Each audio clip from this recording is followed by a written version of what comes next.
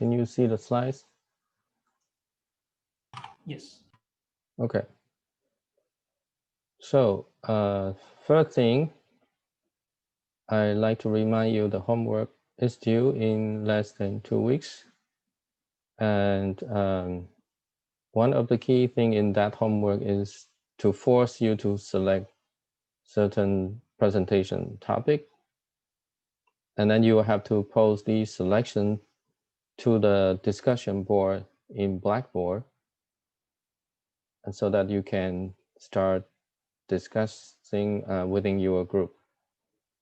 And there are also a couple of exercises on surface code and Ising-Anion gate. So please start to work on that, especially the first homework problem on selecting your topics. Okay, so today we're going to discuss another framework of quantum computation, which is sometimes called quantum computing by measurement, especially by local measurement, or it is also known as measurement-based quantum computation. Yeah, so in some sense, we are completing this picture. Of course, there are other framework of models, such as the quantum walk, but we won't have time to discuss that. So we completed a discussion on the circuit, topological, and adiabatic. Last time we finished the adiabatic. So this time we're going to discuss measurement-based quantum computation. So this shows the intuitive idea of that picture. These arrows or circles representing certain measurement on a two-dimensional plane. All these models have been adapted by a few companies. So these I list respective ones on the right-hand side. There is a reference that I posted in the Blackboard, which is my own article that hopefully would appear soon in the Oxford Research Encyclopedia in Physics. But there are also other articles. You can check out the list. But these are more than enough, and I can only select some of the subject even from this paper. We only discuss this topic in today's lecture. Okay, so I already gave you a intuitive picture, but this is a slightly more elaborated one. So suppose you're given a circuit. You have 2-qubit gate here, and you have 1-qubit gate and another 2-qubit gate. And so the idea of measurement-based quantum computation started with a work by Rosenthal and Briegel, where they consider the so-called cluster state on a two-dimensional plane.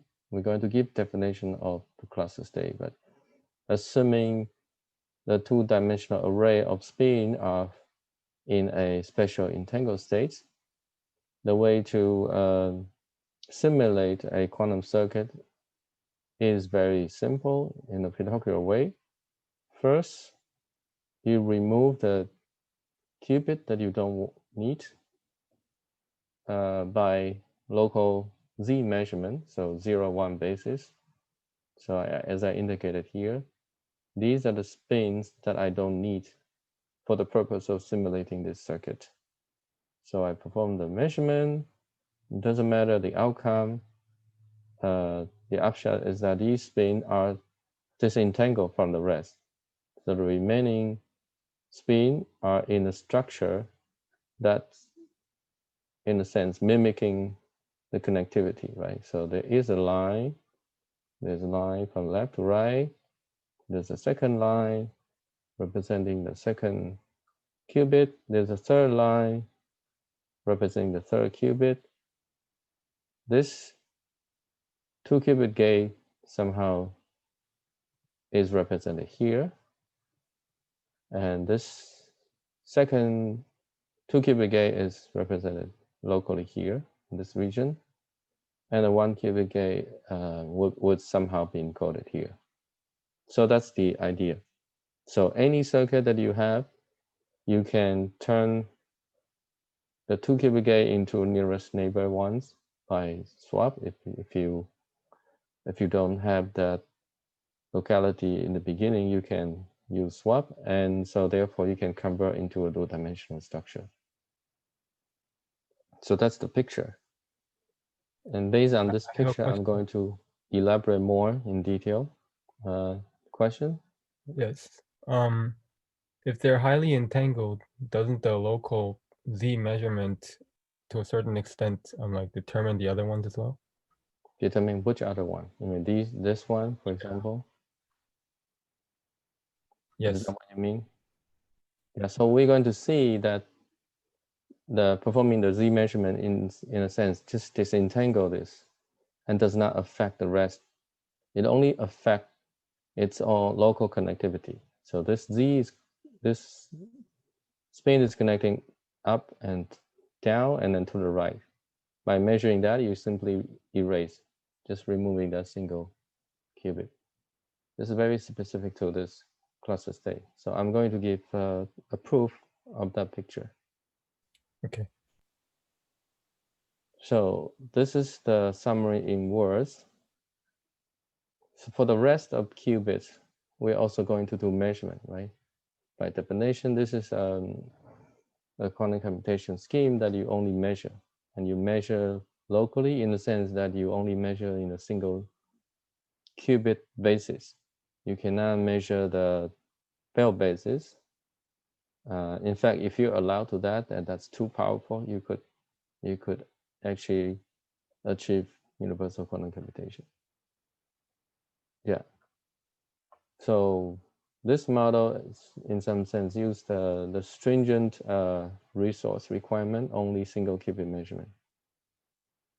Okay, so we're going to see measurement along each wire. So I just call this wire just one-dimensional array of qubit. It would allow you to simulate a 1-qubit gate, okay, along each wire. Okay, and because the connectivity, this doesn't matter, it bends down, right? So you can stretch it.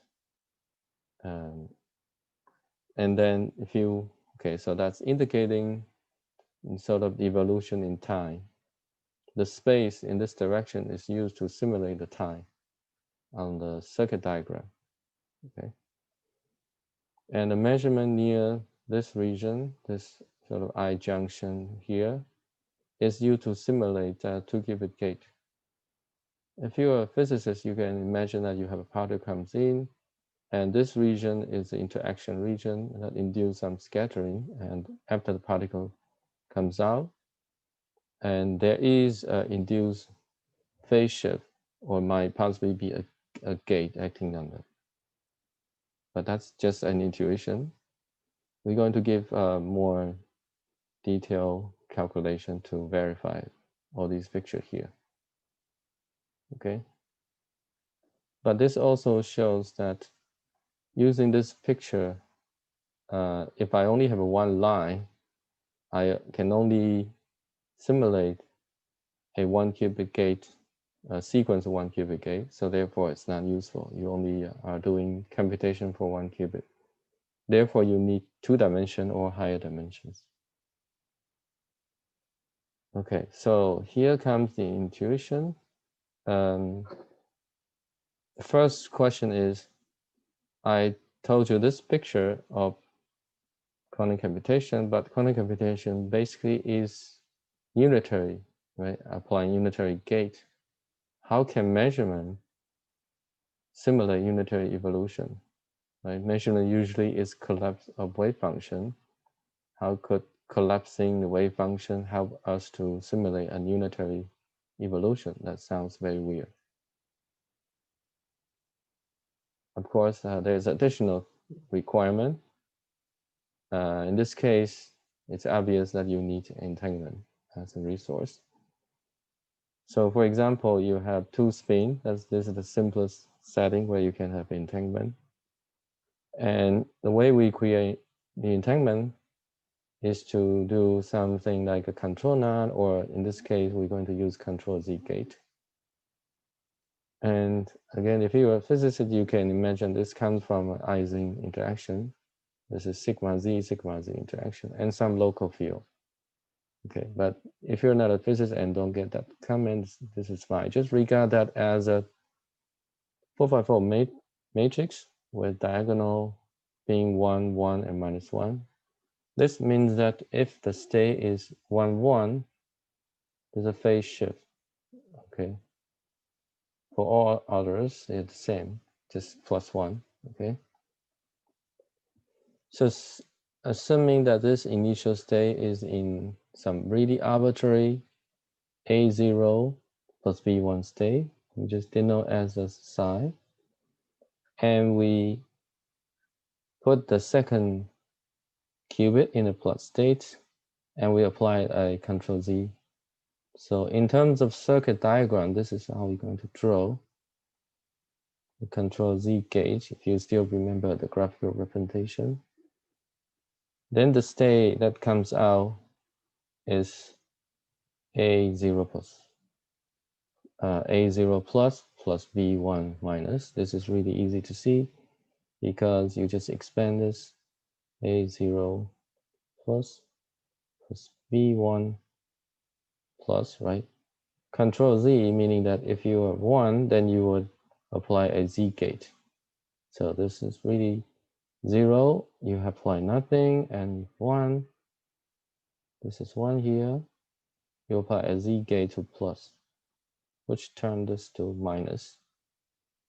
Yeah, so this is just to remind you, plus minus is 0 plus minus 1, and the Z gate, put a minus sign in front of 1. So if you flip the sign, so this becomes a minus. Okay. Okay, so this is what we have. And then we're going to measure in some basis on the qubit 1. So once we have the entanglement, we're going to measure this.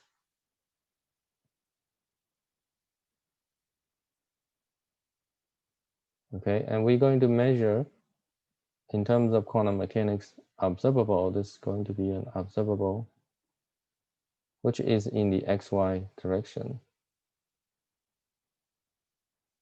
This is angle psi,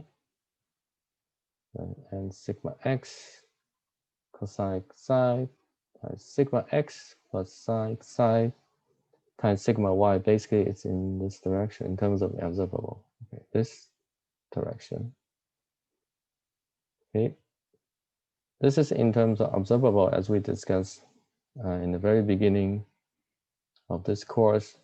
Measuring observable is equivalent to projecting the state into eigenbasis, and you can check. You can check this state defined by a 0 and 1 with a relative phase like this related to the psi. They are eigenstates.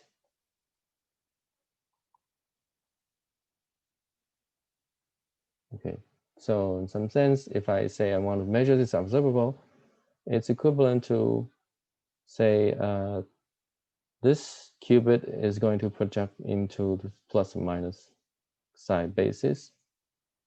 Of course, we know the probability of plus or minus is really just the state projected to the plus and minus, and then the absolute value square. Okay. We're going to denote the outcome plus or minus 1 using a 0 and minus 1 variable s. Okay. This is just a convention. So actually we did this, if you remember, we actually performed this calculation a long time ago. But let me just quote the result. So if you project the first qubit into this So this is just saying that I take a vector and then dot it into this four component vector. This is a 2-component vector and dot it to that. So you only remove the first qubit degree of freedom and you are left with the second qubit. So this overlap is really easy to see. So this side dotted into the first qubit, 0 dotted into the bra of this plus minus side. You would only pick up this part, but the phase, because of complex conjugation, you put a plus sign, right? A still here, and the 1 can only dot into this part. So, and the phase is going to flip to the minus because I'm doing the conjugation. Plus minus sign is still here, right? So what I can do is to rewrite this expression using the Hadamard gate, which is going to turn plus back to 0 and 1 back to minus. And this plus minus sign can be taken account by a Z gate, right? But the S, so this plus minus here is really just plus minus is -1 to the S, where I'm going to use S0 to denote the plus sign, and then minus sign would be when S equal to 1. Okay, this is why we're going to choose this representation to indicate the outcome.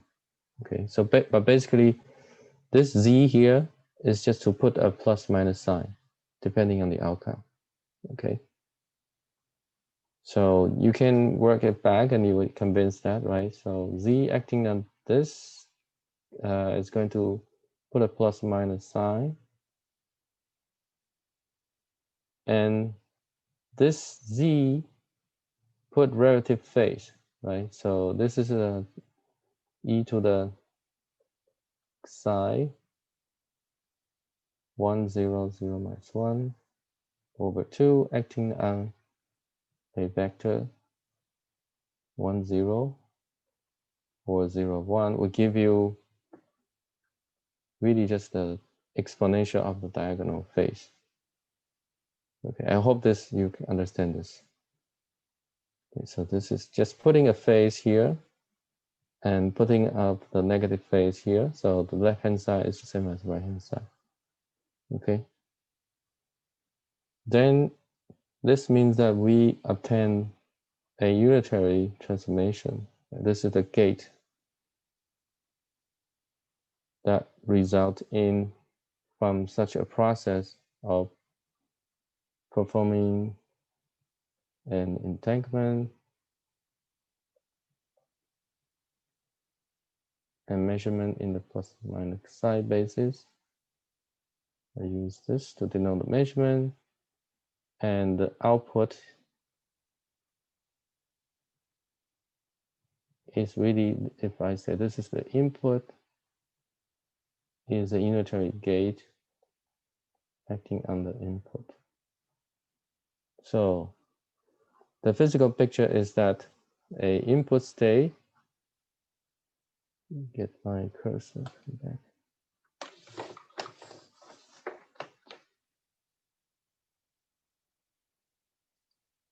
Yeah, okay. Use this pointer. Yeah, so this is the input state. If you entangle that with the plot state and you perform measurement here, the information content here is transferred to the second qubit. But we also have an additional unitary gate. Okay, so and that's indicated by this expression. It's really easy to see. Z is just to take into account of the randomness in the measurement outcome. And there is a rotation Z, the angle psi.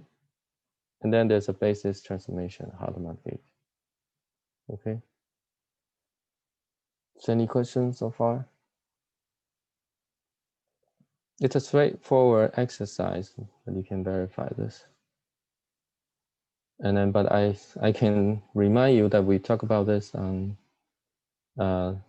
September 2nd, where we talk about maybe teleportation. So I show you this circuit, and these are the notes taken from that day. Okay. So we have an input, plus stay, entangle, measure, and there's a gate, and that's the gate. Okay. Okay. And this was the calculation that we did on that day. Okay. But it you just need to remember this result. That give rise to a gate. And that gate is Hadamard rotation and plus minus psi here. Okay. So you can go back and to see the notes. Yeah. Okay. Question?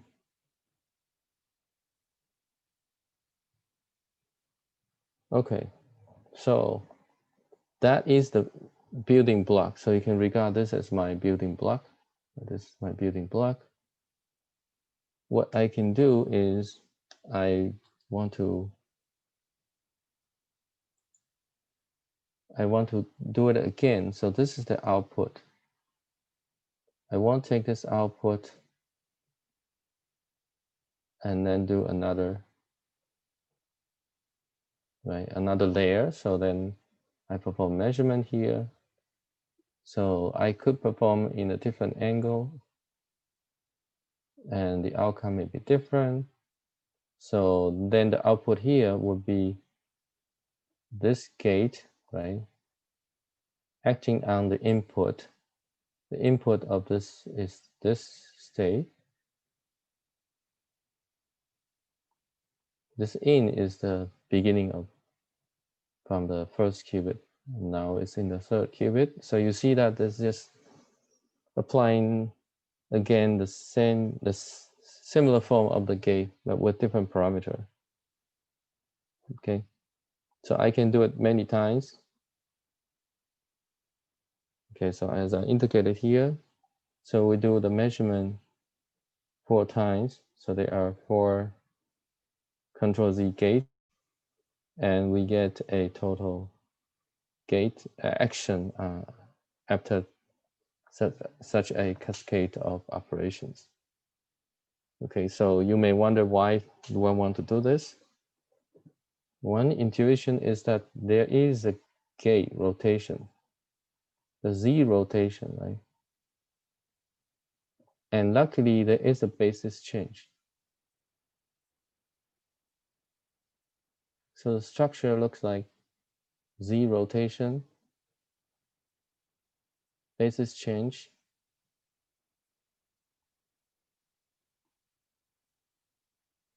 Z rotation, basis change, Z rotation, and basis change.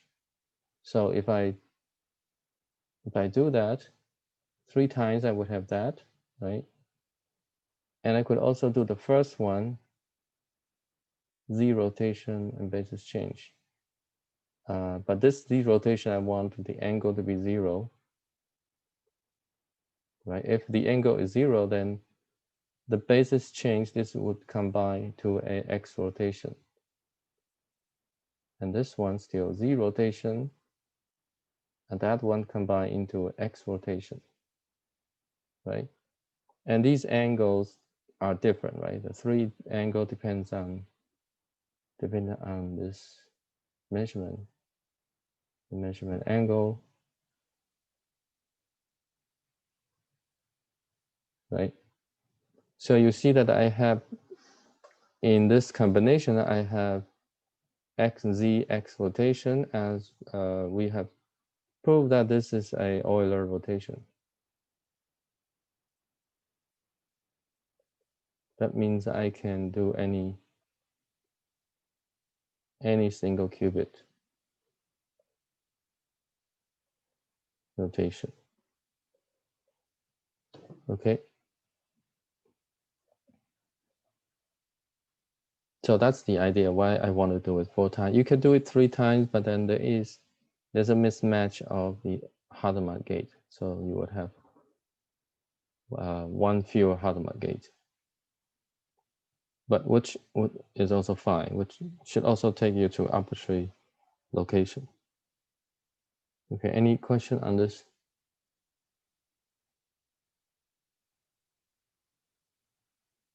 Okay, so basically I already showed you the structure. Okay, but this means that if I start with some, I already told you that the action allow us to rotate to any location on the black sphere. So the plus state, even though I said a very general A0 plus B1, you might as well set to a fixed state. For example, you might as well just set it to plus state. You could also, might as well, let me just say,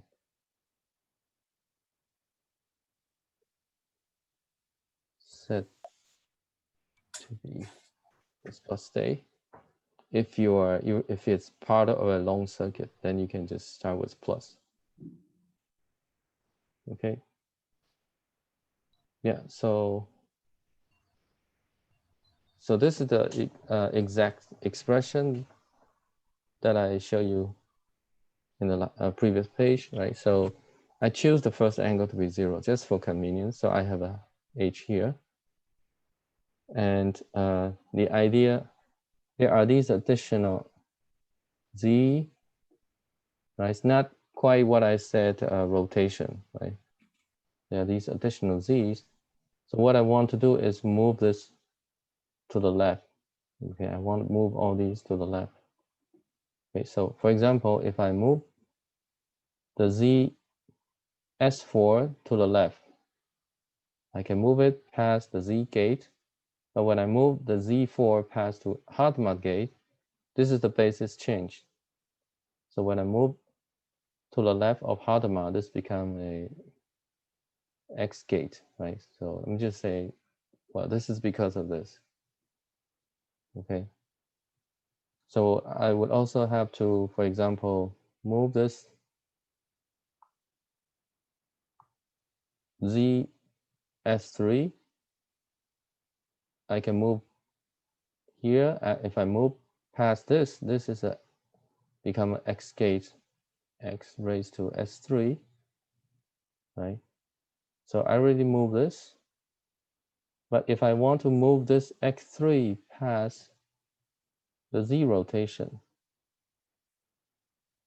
can I move it directly through that? I cannot, because the Z and X, they don't commute, but they anti-commute. So the upshot is that when I move past to the left-hand side of the rotation, there will be a minus sign, depending on the S3. Okay, remember that S3 is either 0 or 1. So when it's 0, there's no effect. That means the minus 1 to the 0's power is 0, 1, so there's no effect.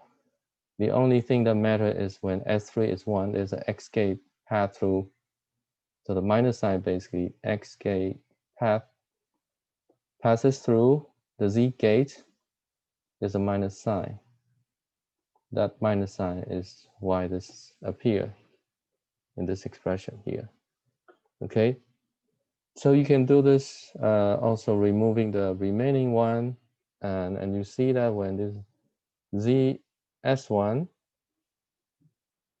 pass through the Hadamard become XK, and XK move through this rotation Z would induce a minus sign, right? It would induce a minus sign here, and this is what is here, right? And this S3 is here. And that Z gate would also pass through the rotation here. Therefore, that's why there is a S1. And then the third rotation also would be affected by the S2 outcome. Okay, so I'm really going into all the details that you should go through on your own to check that this is the case. But the upshot is that I have rotation here. This is what I said, Euler rotation, right? This is the Euler rotation. And this, in principle, allow us to achieve any rotation, right? If I said this alpha, beta, gamma, right? This is what I want. I want to say, given alpha, beta, I want to do this rotation. But you may see that this seems a bit weird because the angle seems to depend on the outcome, meaning this measurement angle depends on the outcome of S1 and S3, but this is fine. It happened before the rotation angle that you're going to set, right? So you can actually, yeah, this is the same expression. I just copy here. You can really just set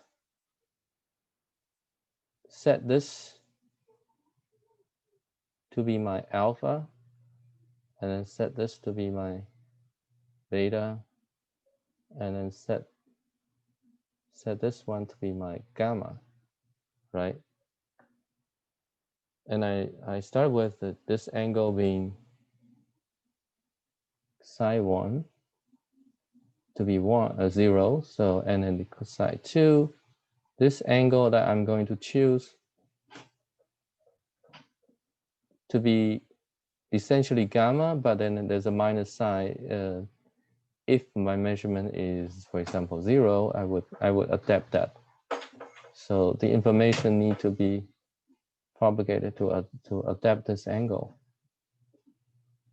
And then the psi 3 is set to be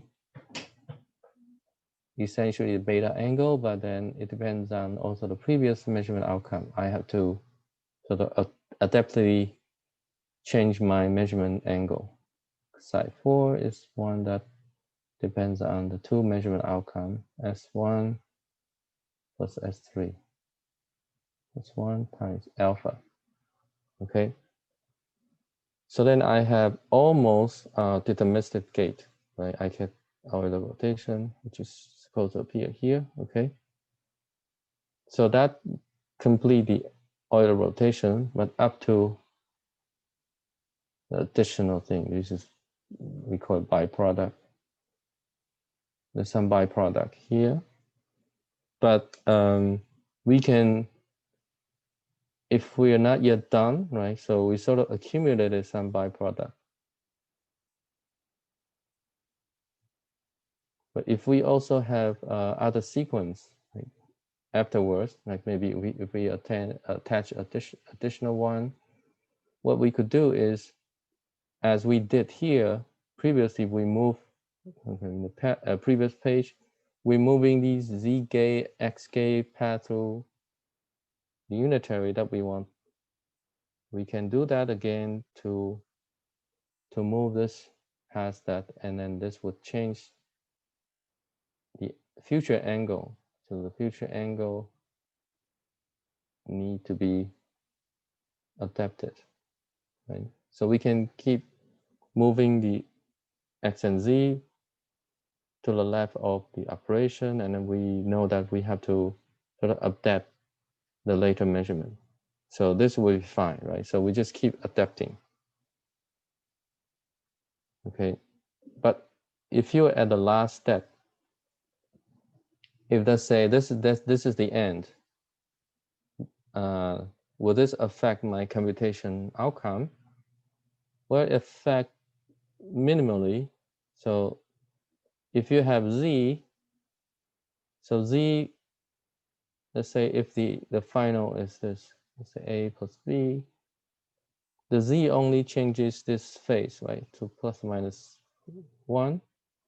But we're going to measure in the z basis anyway. The final measurement is always 0, 1, right? We're going to measure 0, 1 anyway, so the z has no effect.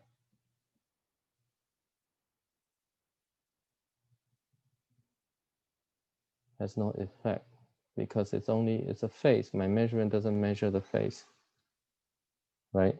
So what is going to be a problem is this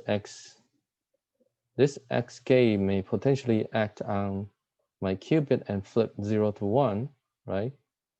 So if I measure 0, it could be flipped from 1 by this sk.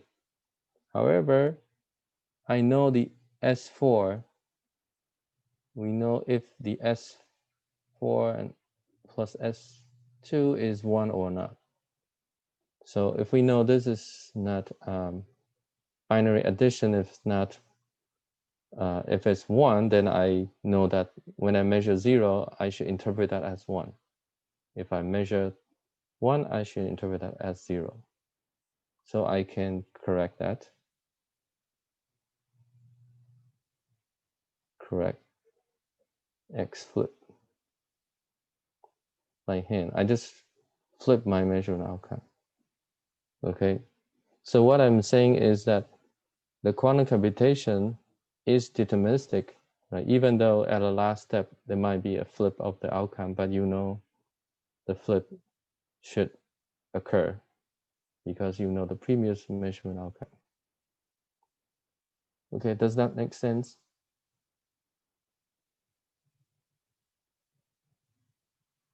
Okay.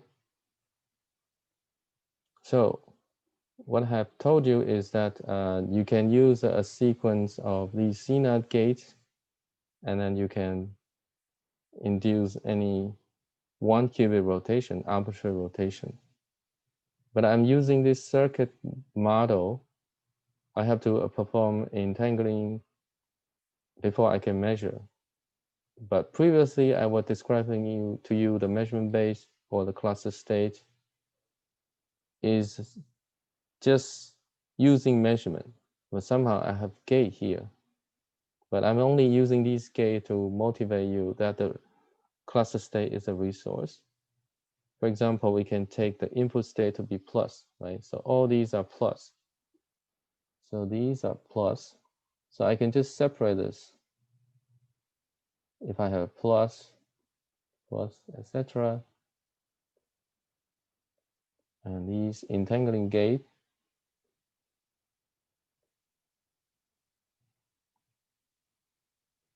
This is a definition of cluster state. So this define cluster state.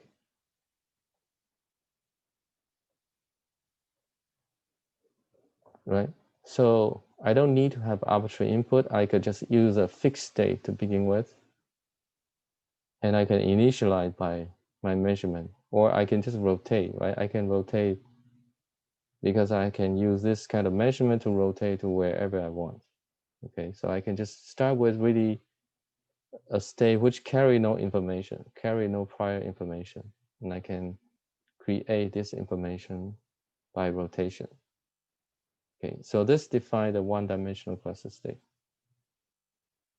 So any question on this? Okay, so that's give you the cluster state definition. Okay, if you want, maybe I can go back to the beginning of the slide.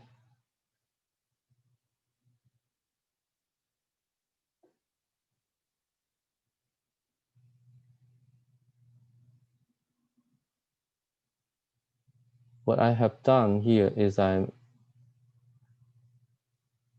explain this. So I explain this part, the yellow arrow here. I explained to you that by measuring along these array of qubits on the same wire, it allows us to generate any one qubit gate. Okay. Okay, so I'm going to explore a little bit of this one-dimensional cluster state. Maybe give you more example. Okay, so this could be an exercise, but I'm going to do it here. Okay, so the question that I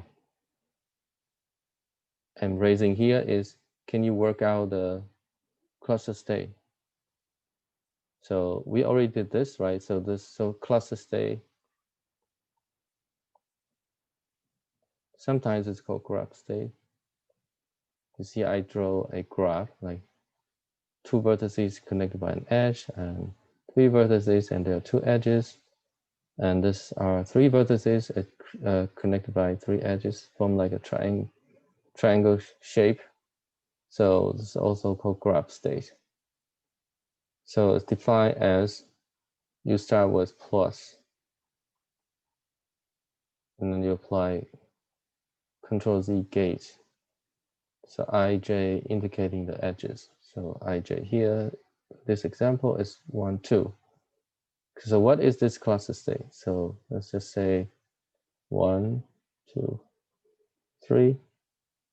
The cluster state 1, we already did this, right? So it's taking plus plus, apply the CZ, and we see already that this is 0 plus and 1 minus.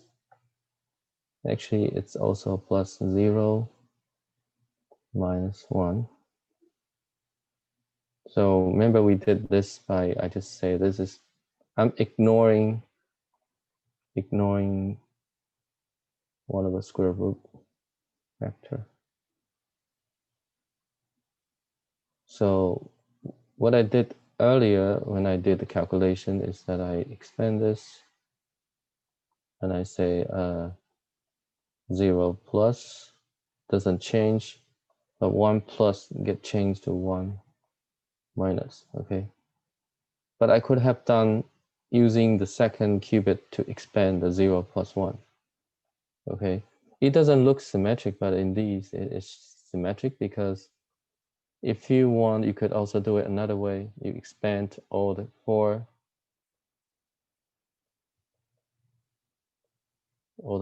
states, right?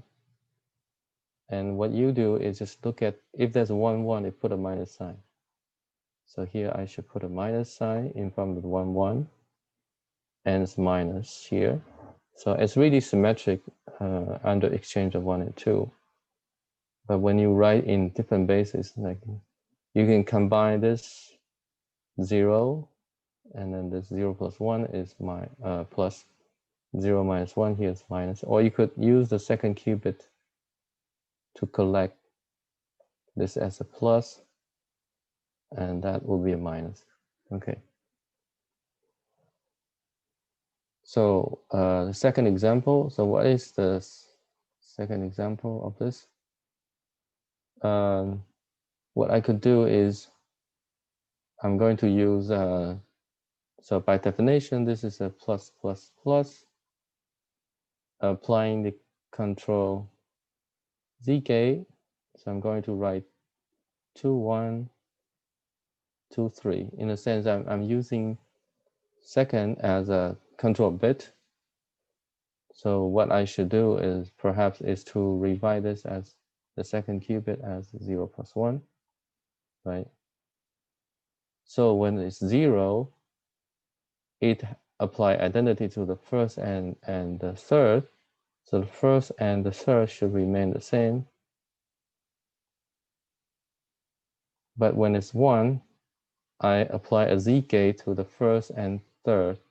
The Z gate will flip plus to minus for the first one.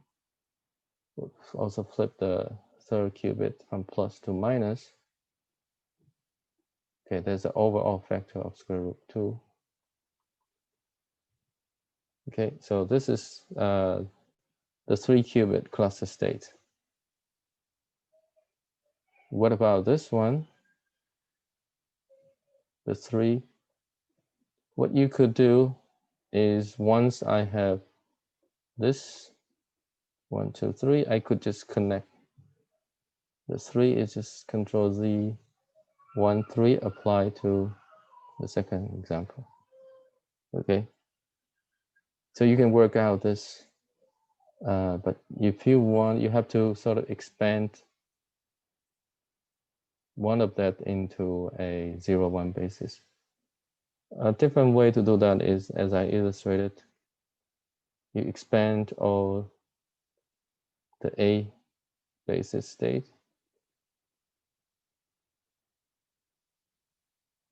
Let me just expand the A basis state, 1, 0, 0, plus 1, 0, 1, plus 1, 1, 0, plus 1, 1, 1. There are 3 control Z gate, right? So what you should do is see if there is 1, 1, is there 1, 1, or is there 1, 1? And count how many neighboring pair of 1, 1. So there are no 1, 1 pairs, so these remain the same. Here there is a 1, 1 pair between 2 and 3, so you will have a minus sign. And there's no sign, but here there's 1 pair, so there's a minus sign. Here there's another pair.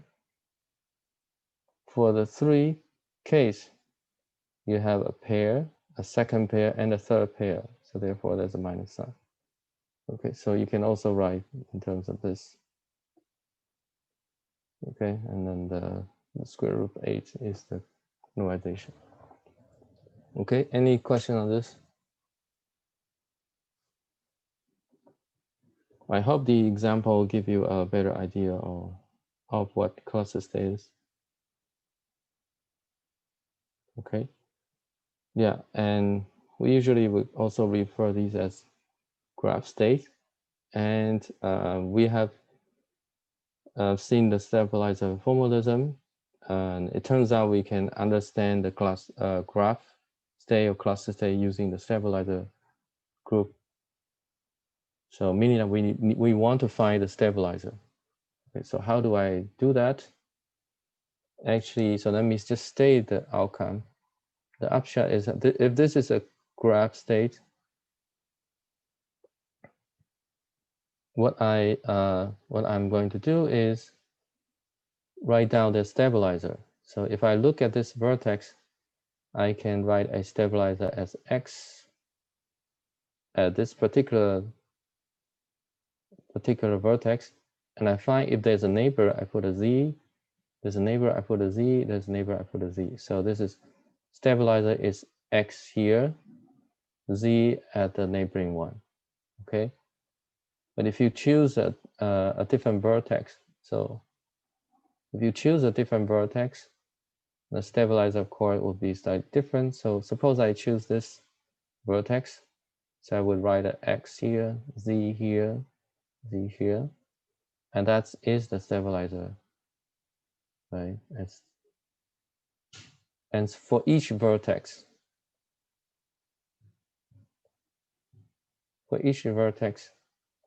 there is one stabilizer operator.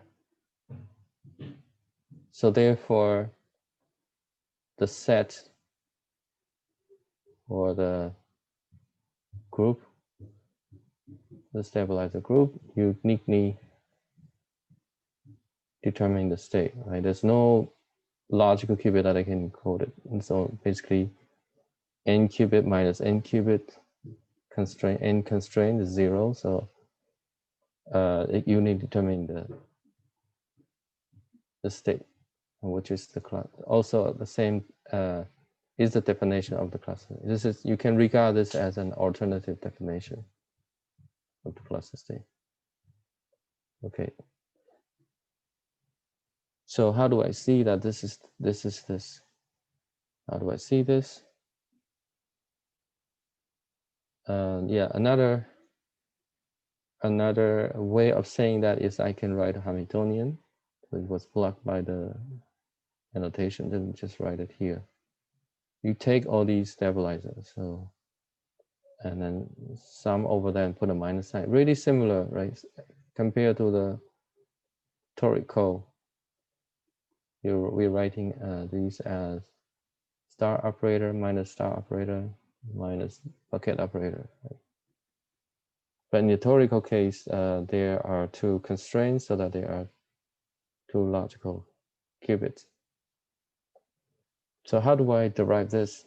Actually, it's easy to derive. So if I apply x gate to the plus, if I apply x gate to the plus, I can basically absorb that, right? X times plus is plus, right? But if I move past through the control Z gate, I can move past to that, but I pull out a Z gate on the right. So okay, if I write in terms of, okay, let me just write. Let me write this way. In terms of this circuit, X1 apply to plus, and then the control Z. This is also plus, right? So therefore, this is the cluster state. But if I move this X1 to the right, as I did here, I pull out a Z2 gate. Right. So this means that this product of operator acting on the side is the side cell. Okay, so and that this is obvious now. So by looking at the picture, if you specify a vertex and see it is a neighbor connecting that, the neighbor, the edge representing the C, control Z action, right? If you look at this particular vertex and look at its neighbor, that neighbor should have a Z to complete this stabilizer operator. Okay, and you could have many neighbors, right? I could have many neighbors, just like this. It could have 3 neighbors. Right? You could also have a third neighbor. If I move X to the right, I should generate a Z here, a Z here, and Z here. Okay, so that basically is stated in this formula here. Okay, does that make sense? Okay, so I can write down example of the Hamiltonian. So let me just label this 1, 2. So the stabilizer, so there are 2 stabilizer elements. In this example, what are they? If I look at vertex 1, I would have X1, and it has a neighbor 2, so it's Z2. But if I look at vertex 2, I would write X2, and then the operator is Z1. Okay, so and then these, if you put a minus sign in front of all these, that become the Hamiltonian. Okay, but if you want, if you don't like that Hamiltonian that much, you can just say the stabilizer S is X1, Z1, X2, Z2. So yeah, X2, Z1. You put this angular bracket just to denote that this is a generator. So it's generated by any combination of product of these 2 operators. Okay. Now it's become clear that if I have a chain except the boundary, let's say, let me just say I minus 1, I plus 1, right? So except boundary, in the bulk, the term are, if you look at the i's location, it should be xi, and then there'll be zi plus 1, zi minus 1. The Hamiltonian should contain this. Okay, it's not at the boundary. And these 2 actually are the boundary terms. Right? Boundary term will look like this. Okay. If you want, it would be the X1, Z2, and then the last one is XL minus the previous one, L minus 1. Okay. So this Hamiltonian has an important role in recent condensed matter, symmetry, protected topological phase. This is only intended for those who have condensed matter background. So this is has a symmetry predicated topological phase. Yeah, the symmetry is, you can see the symmetry is if I have x, z, right? This is my stabilizer. But if I put x here, 1 here, x1 here, this would commute with the Hamiltonian. So but if I also shift this, the product of this is also a commuting with the Hamiltonian. So that actually is a Z2 cross Z2. Okay. If you don't have a background condensed matter, you can ignore this statement. Okay, and you can also write this. So 1, 2, 3. The stabilizer are x1, z2, z3, also as x2, z3, z1, x3, z1, z2. Okay, these are, if you want to write in terms of Hamiltonian, you write that. Okay. Any question on these examples?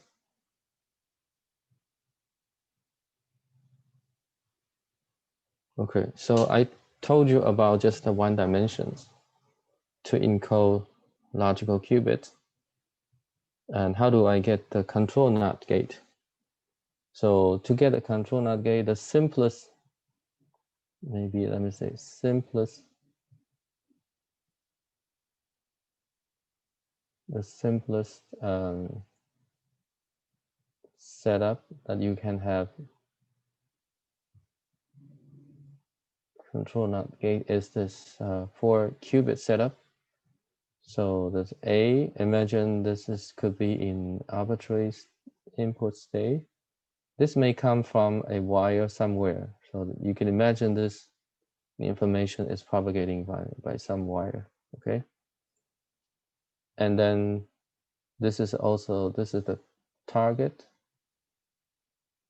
You can also imagine that the information is propagating from some wire. Okay, this is could be part of it, just part of the structure.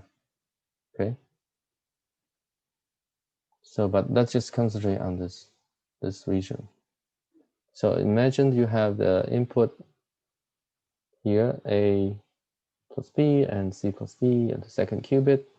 Imagine the third and fourth qubit are in a plus state, and we're going to do the analysis by applying the gate first. So apply Control Z, Control Z, Control Z, and you get a state. You can just use the method that I show you. You will find out this is the state after doing these Control Z. And then what we're going to do is we perform the measurement in the X spaces on the second and third qubit. If we do that, it's pretty straightforward to see that when it's plus plus state, what you're going to do is just take a plus plus and then inner product with this 4-qubit state, and you're left with 2-qubit state in 1 and 4. You can verify yourself that this actually, the output of that is going to be a CNOT gate. So I'm going to skip that detail verification. You should do that yourself. Maybe this could be an exercise.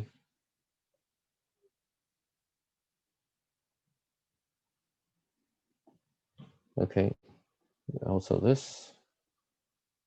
So for other output, measurement outcome, sorry, it's almost at control NOT, okay? But up to these not harmful byproduct, Z and X, okay? And in fact, you can see that in this case, the measurement 2 and 3, we don't need to,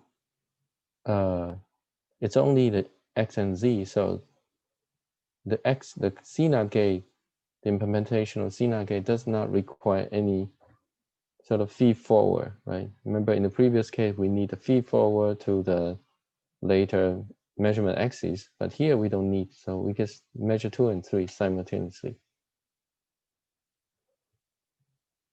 Okay, so I use the gate, control gate and the measurement, but you can imagine that these control Z is just part of a large structure that has previously applied to a graph state or cluster state. Then this can be regarded as a part of a larger array of entangled state. Okay. There are also other ways of implementing control NOT depending on the structure of entangled state you have. For example, if you have such an entangled structure, you could get this maybe by cutting from the square lattice or some other lattice that you may be able to get this.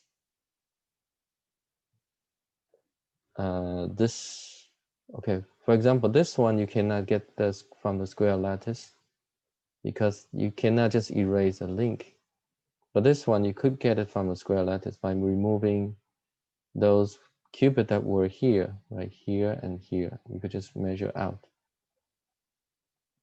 So, and what I indicated here, this is the measurement angle, 0, 0, pi over 4, etc. These are the angles measurement.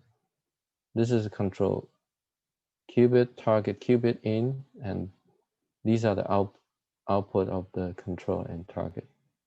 And this is a more complicated structure using 15 qubits, but it can be cut out from a square lattice, right? And this is indicating the measurement pattern. X basically poly X measurement is poly Y, etc. And you would have a control NOT gate out of these measurements, and these do not need to be adapted.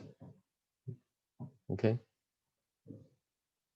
So there was a question earlier saying that if I measure out one of the qubit, would that already determine the state of other qubit?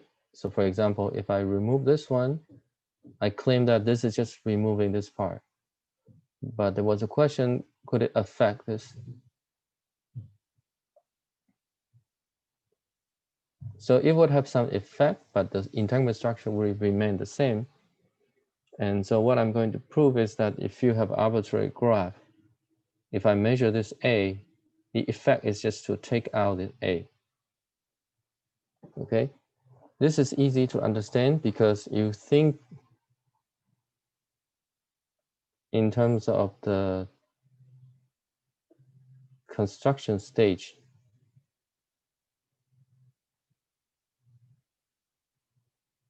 So when we build up the cluster state, let's just build up every other places, other qubits except the A, right?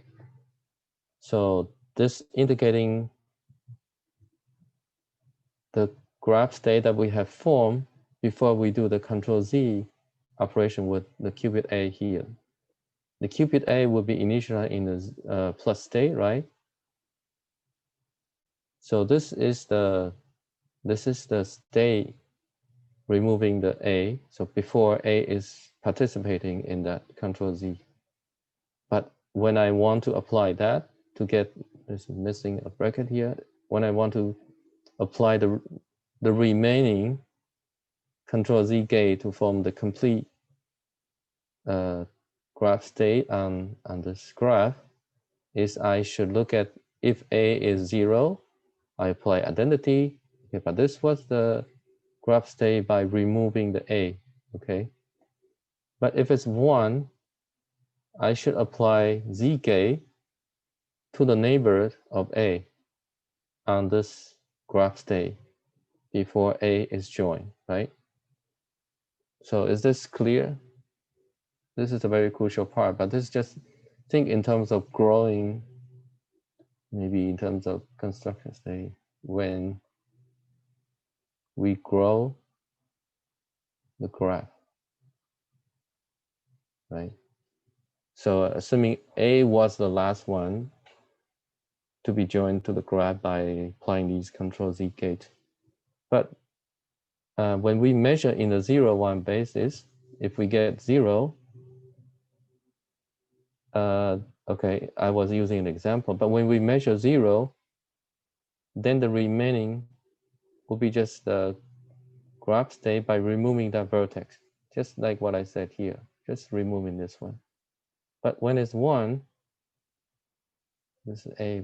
When it's 1, A is in the state 1, but the remaining qubits are also in this graph state by removing the A up to this Z. Okay, B is in neighbor of A. So it is up to Z correction. Okay, but this, remember I said these X and Z, their effect is just to change the later measurement basis. Okay, and here I use one specific example. If you remove the A, you're left with 1 is isolated and 2, 3, 4 connected. Okay. So I hope I have explained in enough detail for you to understand this picture that I gave you in the beginning.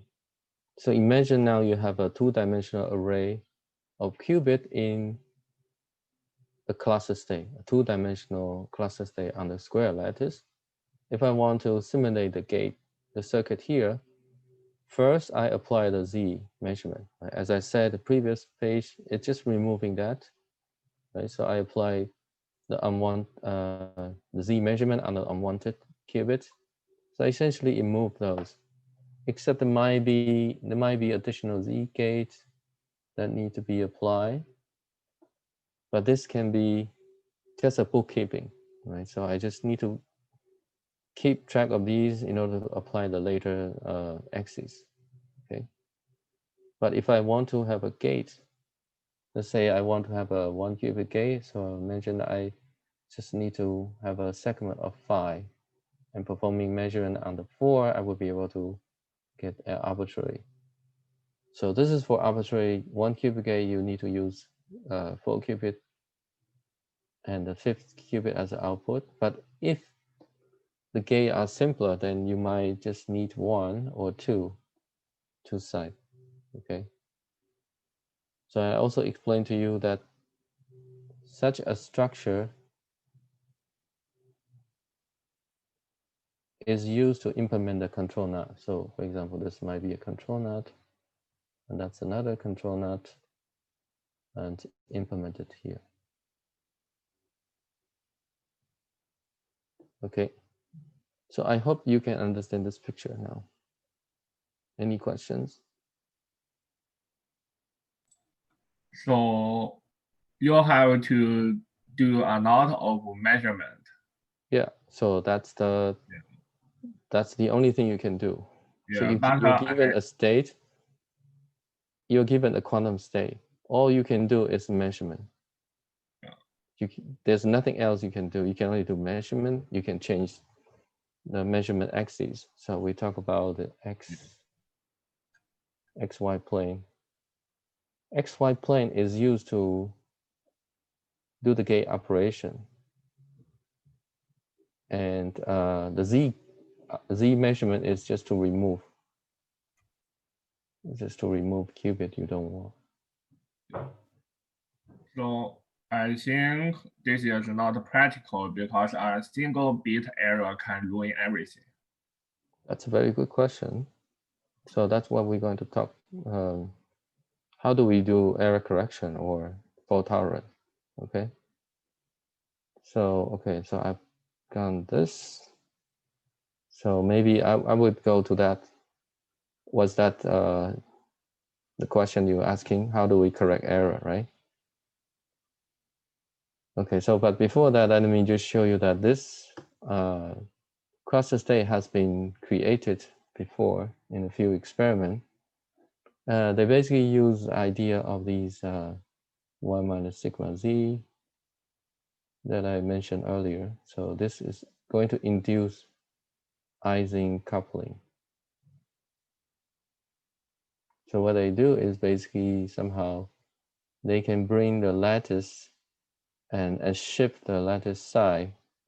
And so when the neighboring qubit were shipped to the same side, they induce a phase shift, and they can move apart, and they would get a gate, a phase gate.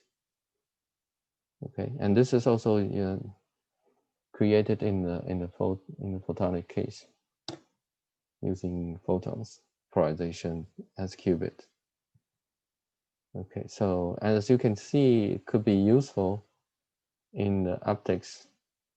There was some scheme that claimed that you can perform quantum computation using linear optical element, but so the resource that you need in that scheme is really high. And then people then think about actually realize that this cluster state can be used to grow the photonic. Yeah. So there was a question on this measurement error. It turns out that you can perform really precise measurement. So measurement of photon polarization can be very high.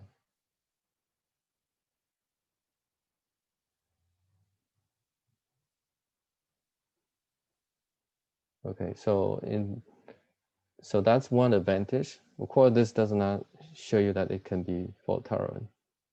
But in that case, the problem is to how you create these cluster states. So the idea is you can generate, it's easy to generate a pair of entangled state. And what you can do is simply grow this. For example, you can grow linearly to a larger chain. Then you can merge chains to a two-dimensional structure or layer structure and then combine them. And you can build this this to a larger two-dimensional array. And there was some discussion on the experimental prospect by Jeremy O'Brien, who happened to create a new company called Quantum to implement photonic scheme of quantum computation. So it was indicated that while you were building up, while you were using the measurement to do the computation, you can create larger cluster state. So the idea is that you don't need to create a state all at once. You try to build some small patch of cluster state, and while you are running computation, you can create a bigger one that's being used for the subsequent measurement or computation. So that's the picture that they have. Okay. Yeah, so I would skip this page because this was asking whether we could go beyond the cluster state, and indeed we can, but let me skip this and then talk about probably one of the most important questions. How do we correct errors? How do we make this measurement-based scheme fault tolerant? And in fact, this is connected back to the surface code that I was telling you. So we simply discussed the two-dimensional cluster state. Of course, you could use this two-dimensional cluster state to simulate a one-dimensional circuit model that has error correction there, but then the threshold is pretty low. So the idea is use the surface code. So I mentioned surface code, right? So you should probably still remember that. So we can use a pair of defect to encode a logical qubit, and then braiding around them give rise to logical gates. And even though it's not universal, we can use magic state injection or distillation to get other gates, right? Okay, so the idea is that in terms of the picture, the logical qubit would have braidings Right? You have braiding to get the CNOT gate, and more complicated braiding to get CNOT gate between the primal qubit. So the idea of fault-tolerant cluster state is to use a three-dimensional cluster state. So here I'm going to be very hand-wavy. So as I already told you that we can use measurement to induce gate operation, but we could also use measurement to simulate the braiding on a two-dimensional surface code. Basically, it uses a three-dimensional cluster state, so I won't go into the detail of the structure of 3D cluster state. Basically, it's on this. This is a unit cell, and show you the primal qubit lattice and the dual lattice. But the detail is not important because only we're going to understand in a pictorial way. But before I do that, I just want to mention this give a high error threshold, meaning that if the measurement gate or preparation has low enough error below this threshold, then this scheme is universal as is fault tolerant, and it can perform any computation as long as you want by using such error resistant topological way. And in fact, the 2D circuit, as I mentioned, the surface code is what Google is trying to use. Okay, so we have this picture. So we have the picture of braiding these anneals, right? And it turns out the braiding is just a measurement pattern. If your measurement pattern also follow such a structure, you are moving these anneal around, okay? And we not only we can get gate, we can also use magic state injection to get other non-protected gate with high fidelity. Okay, so I already said, maybe I want to mention that in this case, it's all not only resistant to gate error, state preparation error, but also very resistant to or robust to qubit loss. But suppose you missing 1 qubit, 2 qubit, as long as you are missing below a quarter of them, then this still can encode logical information. Okay. So I guess I'm running out of time, but I want to mention one application, so maybe I can talk about that next time. So the motivation is that suppose we have a cloud quantum computer as a server, right? And in order to run it, you need to give instruction, and maybe you give instruction as a classical circuit. But once you give the circuit, you let the company that run the server, for example, could be the IBM, Google, Rigetti, they know what you are running. It might be a top secret job you're running. You don't want the server to know. You don't want the other end to know what you are running the program for. So the question is it possible that you can run on a cloud quantum computer? You give the computer some instruction, but the server cannot figure out exactly what you are calculating, what you are computing, what are the logical operations that you are actually doing. The answer is yes. This is called a blind quantum computation. Maybe I would discuss this in next week, beginning of the next week. So maybe I pause here to see if you have any question. Any further question? I have a question. Why we have to build this lattices? Can we just, if we need a single gate, then we just connect five additional nodes, then we can use this as a single gate. You were talking about we just directly construct the graph structure. Of you this, mean how do you construct a graph state or? Yeah. I mean, why we have to measure out those unwanted unwanted. Yeah. So we the can idea just is, yeah. start. So you're saying that why don't we just directly construct this structure? Yeah. Right. Okay. That's more of a question of whether your platform is circuit already hardwired into that, or you want to have a general purpose of quantum computer, right? If you only build the circuit, the structure for the particular circuit, then for other circuit, this structure may not fit into that. So the idea is you want to create a two-dimensional lattice like this, and you can use that to build any circuit, you can run any circuit. So this we call it universal resource. Yeah, so it's fine if you only want to, let's say, factorize 100 digit, then you build a specific structure. But then maybe you want to factorize a different digit number, then you have to change that structure slightly, but then you cannot do on your original structure. So we want to have a one that can be applied universally. So in a sense, we want something that allow you to be programmable. So this would allow you to program a quantum computer. Okay, does that answer your question? Any more question?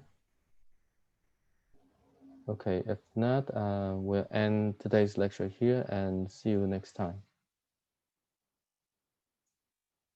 Thank you.